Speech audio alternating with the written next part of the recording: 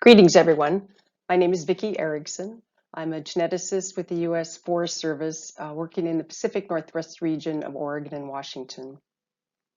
I've been asked to speak today on Goal 3 of the U.S. National Seed Strategy, which focuses on development of tools to support and assist managers in making informed decisions in all phases of restoration, from seed planning, selection, and production through project implementation and monitoring. Even though knowledge of ecological restoration has rapidly expanded and improved over the years, many land managers still lack sufficient tools and easy access to the best available science on methods and technologies that would help improve planning and restoration outcomes. Goal 3 of the National Seed Strategy outlines needed investments in new science-based tools such as databases and GIS spatial applications to inform the selection and effective use of native species and seed sources in restoration. Goal 3 also includes work on new online platforms and communication channels for sharing seed information and publications on restoration strategies. Federal agencies and others already provide numerous webinars and trainings, so part of this goal is simply to connect practitioners to resources that already exist. Goal 3 considers development of a new professional restoration certification program for land managers and restoration practitioners. In addition, Goal 3 promotes the sharing of information through expanded use of restoration demonstration areas as a means for communicating with practitioners and members of the interested public, including the media. The focal area of this presentation is this large swath of circled public land in the northern Great Basin and inland Pacific Northwest. The region encompasses over 25 million hectares and includes 6 different major ecoregions characterized by highly heterogeneous climates, soils, and vegetation associations. Despite the variability, there are a number of widely distributed grass and forb species held in common across land ownerships that are of great mutual interest for use in restoration. Native seeds increasingly used in this area to achieve a wide array of restoration and revegetation objectives on public lands, to provide for erosion control, for example, prevent invasive plant establishment and spread, assist in fish and wildlife habitat enhancement work, pollinator conservation efforts, and more. But by far, the greatest need for native seed is for post-fire recovery and restoration when natural regeneration is delayed or insufficient.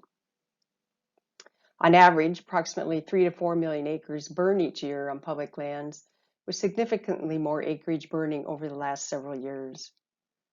With continued increases in the intensity, scale, and frequency of wildfire events in this region, native seed needs are expected to only increase into the future. Given this large scope and scale, collaborations and partnerships are essential for preparing and providing for current as well as future increasing needs. No single agency or entity can do this work by themselves.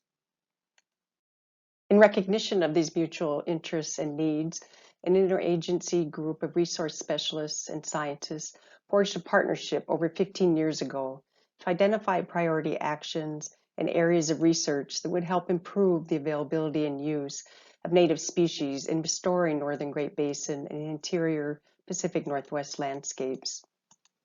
An initial major activity of this group focused on the identification of priority species for restoration.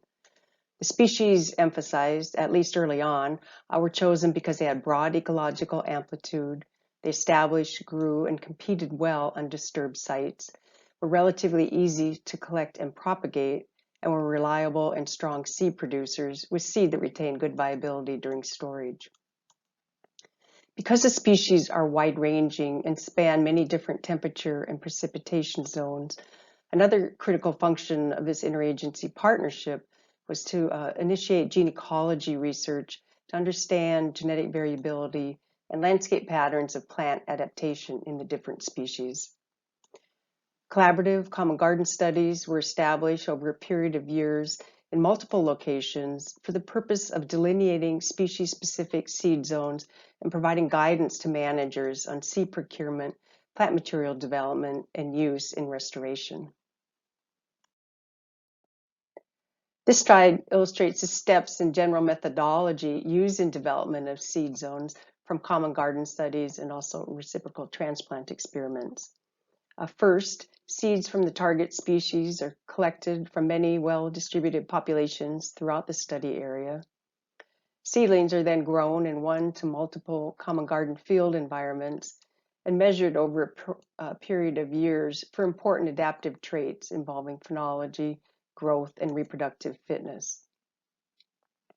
Analyses are conducted to model the relationship between plant traits and seed source environment.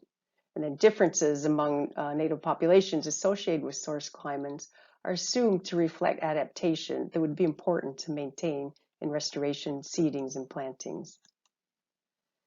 GIS tools are used to map genetic variation across the landscape and delineate seed transfer zones and provide guidance for plant material development and use. Gene ecology studies conducted over the last 15 years have spawned a wealth of new genetic knowledge and empirically derived seed zones for dozens of priority species in the western U.S., including many not captured in this slide. Gene ecology remains a very active area of research, with many new studies planned or underway for additional native species and geographic areas. For species still lacking empirical genetic information in seed zones, climate-based provisional seed zones have been developed using the climate variables found to be most important in gene ecology studies. For example, the provisional seed zones shown here are based on GIS overlays of winter minimum temperature and aridity as measured by the quotient of mean annual temperature and mean annual precipitation. Omernic ecoregion boundaries were then superimposed on the climate bands to separate zones having similar climates but differing vegetation, geology, or soil characteristics. Both the BLM and Forest Service have adopted these provisional seed zones for seed procurement and restoration use in the Great Basin and Pacific Northwest regions when empirical seed zones are not available. Seed zones established through this partnership are considered a touchstone for the production and use of native species in restoration work.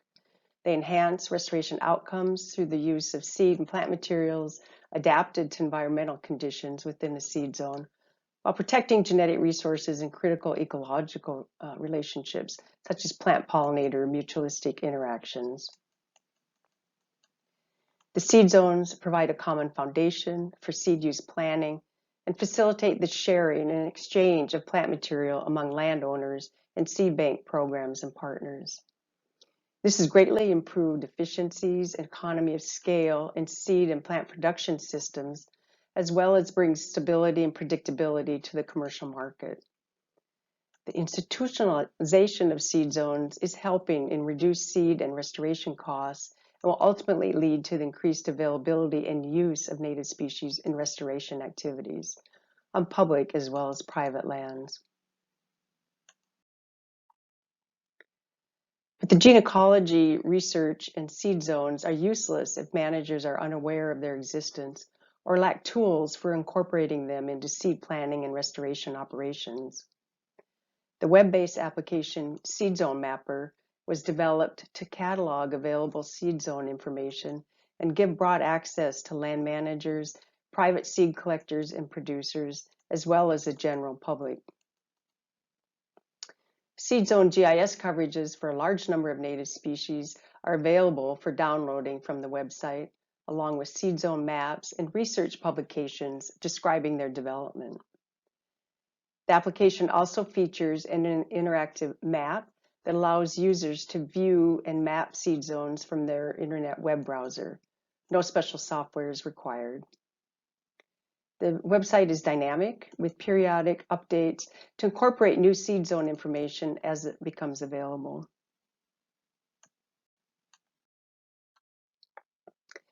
Seed zones are increasingly being incorporated into a wide array of other tools, trainings, and guides addressing the use of native species in restoration. Featured here are several prime examples of how seed zones are being used as a framework or a backdrop for species and seed source selection, for pollinator habitat enhancement in the case of the roadside revegetation manual and the ecological restoration application, and for describing the biology, ecology, and use of Western forb species as in the Gucker and Shaw manual.